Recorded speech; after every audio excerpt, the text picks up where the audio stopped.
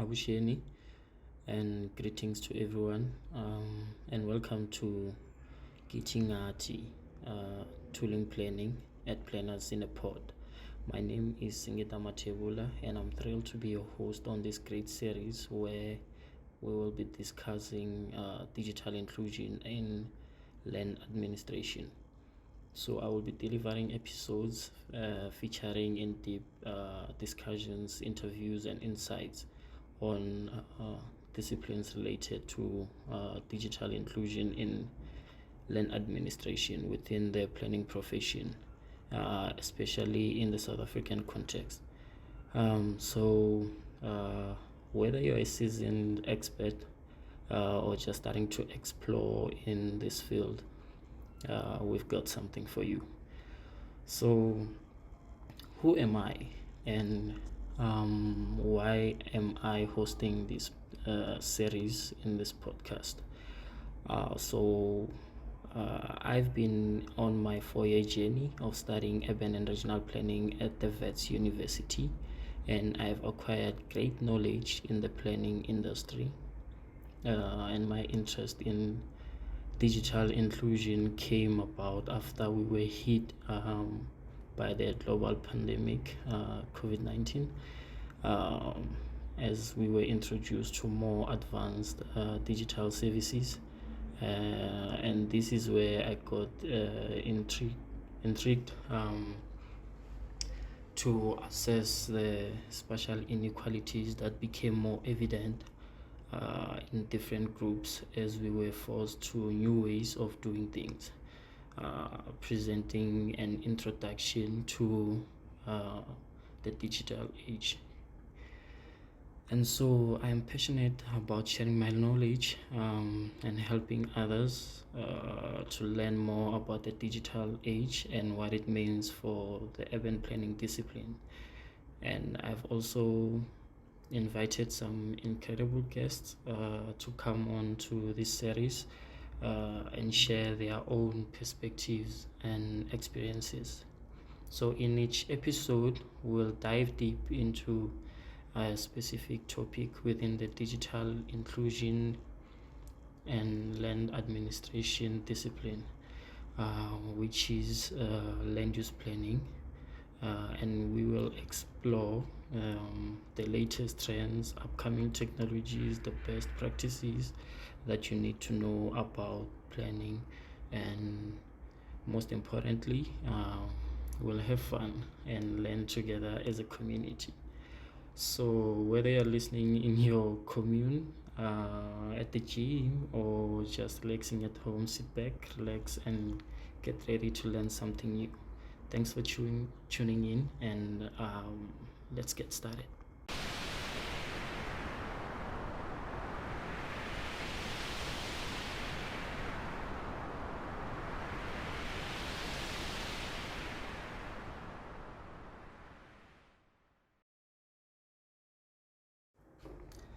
And so just to get a background on land use and development regulation in South Africa. Initially, most urban areas in the colonial South Africa adopted the British land use planning and development theories, approaches, and tools. The prevailing paradigm was modernism, with its emphasis on separation of land uses and activities by means of zoning through town planning schemes.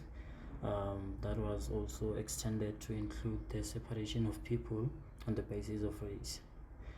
So these town planning schemes usually only apply to those parts of the urban areas inhabited by whites, and little land use control was applied to the remainder of the country, while commercial agriculture,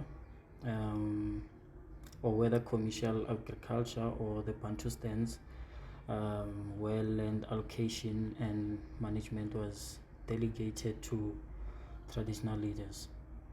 Later on, some of the Bantustans enacted legislation and regulated the use and development of land, while each of the original 4 provinces had their own town planning ordinances. So by the end of the 20th century, South Africa was characterized by a highly fragmented legal landscape relating to land use regulation. And so the new national legislation that applied to all places was imperative to address this situation.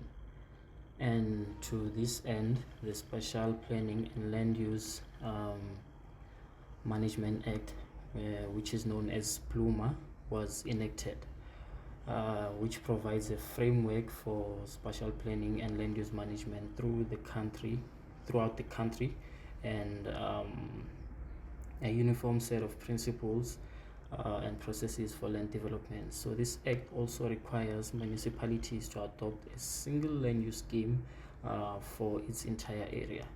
This is outlined in section 24 of the act. And so this scheme comprises the regulations, the maps, and a register of all the amendments to it. And so its content must include appropriate categories of land use zoning outlined on section 24, and Schedule B to the SPLUMA contains a list of land use zones that apply to where no land use scheme is in place. And so while the national framework provided by SPLUMA is welcomed, there are still some challenges in developing land use and development regulations for the diverse landscape within many municipalities. And a number of municipalities have prepared town planning and land use schemes that include the former townships reserved for Africans, and that may include rural areas under traditional authorities and commercial agricultural areas. So there is a gradual move to municipality-wide land use schemes. However, in some cases, such as the Free State contestations between the governments and the government departments over the authorities to authorize land use and agricultural land has prevented the finalization of land use schemes. Even where there are schemes, there may not be consistent enforcement for various reasons, including the lack of personnel and capacity, or fear of intimidation. So the municipalities with large informal settlements and areas under the traditional authorities have found it difficult to prepare conventional zoning schemes in areas where there are no formally registered individual sites to which land use rights can be attached. And conventional land use zoning as applied in SPLUMA has been criticized in several grounds. This includes the segregation of land uses, leading to urban sprawl that necessitates unsustainable communities or committing an expensive infrastructure, and as well as the placelessness of modern cities. And so the conventional zoning schemes and the way they are encouraged to develop, to separate and disperse, are counterintuitive to the way in which we ought to be planning and regulating urban development. And this is contrary to urban planning goals. So the separation and the formation of homogeneous areas tend to create exclusiveness or exclusivity, particularly of the poor. That is a grave concern, particularly in the South African context, where inclusion and equity are national imperatives to counteract the legacy of the apartheid. So consequently, alternatives to conventional zoning, with all its problems that are more suitable for the South African landscape, should be sought. Although there are a variety of regulatory systems for land and land development only by one, that of transact planning, which will also be discussed throughout this series. And so, touching on to digital inclusion in South Africa, so the digital inclusion continues to be a recurring theme and poses serious challenges in achieving uh, the United Nations 2030 Sustainable Development Goals. Factors such as growing population, age, gender, education, and the economy, etc., continues to play a major role in inhibiting people's digital access. And as a result of the instant exchange in information, people now have access to knowledge, information, data, and other useful things to them um, than the world has ever recorded in history. And people then see the need to be digital inclusive and to be part of the fascinating historical development of ICTs. And so that is all for an introduction for this episode.